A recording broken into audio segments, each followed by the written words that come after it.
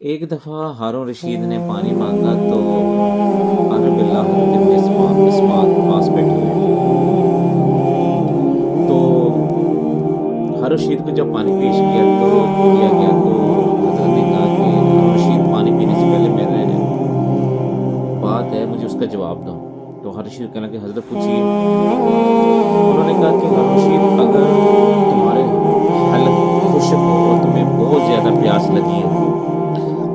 اور اس وقت دنیا میں کہیں بھی پانی نہ ہو اور ایک شخص پانی کا پیالہ لے کے کھڑا ہو اور وہ آدمی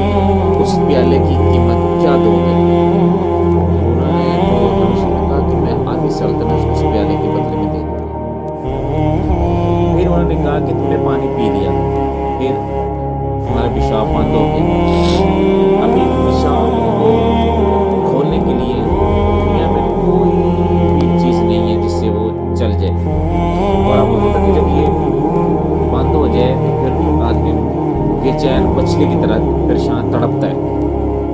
تو انہوں نے کہا کہ پھر ایک دنیا میں ایک ایسا حکیم ہو جس کے پاس ایسی دوائی ہو، پیالے میں ایسی دوائی ہو کہ جس کو پینے سے وہ جاری ہو جائے، تو اس دوائی کے بدلے میں تم کیا دو گے؟ تو انہوں نے کہا کہ جو میرے ابا کی آدھی سلطنت وہ بھی دے دوں گا۔ تو حضرت ابن اسماعیل رحمۃ اللہ علیہ تعالیٰ نے انہوں نے کہا کہ ہارون رشید، تمہاری پوری سلطنت ہے نا صرف ایک پیالے کے پانی میں، یعنی ایک پیالہ جس سے تم نے اپنی حلق کو جو خشک تھا اس کی پیاس بجھائی، اور دوسرا جس سے وہ جاری ہوا۔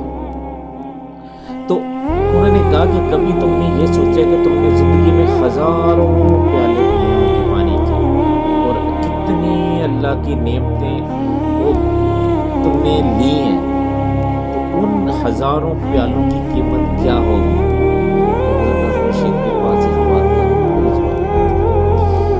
تو اس سے ہمیں یہ پتہ چلتا ہے کہ ہمیں زندگی کی اتنی نعمتیں۔ میں ایک دفعہ ایک واقعہ سن رہا تھا، ایک آدمی وہ سعودیہ میں تھا یا کسی اور جگہ بھی تھا، تو اس کو آکسیجن لگی ہوئی تھی، سانس اس کا اکھڑ رہا تھا، اس کو آکسیجن لگا دی، تو آکسیجن لگانے کے بعد اس کے پاس جو نا بل آیا، لاکھ روپے میں اس کا بل اب اتنے دیر پڑا رہا۔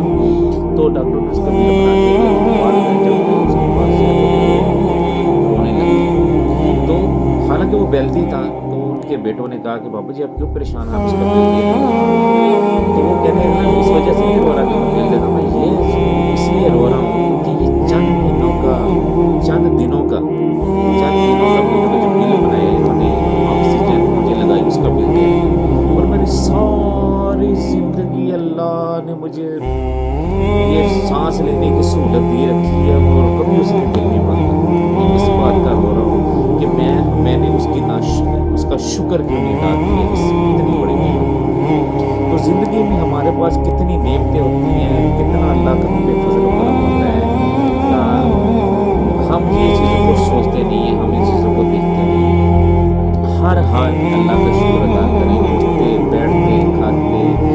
پیتے چلتے پھرتے یقین کریں اللہ کی نعمتوں کا شکر ادا کرنا شروع کر دیں، اللہ کی نعمتیں بڑھاتا رہیں۔ تو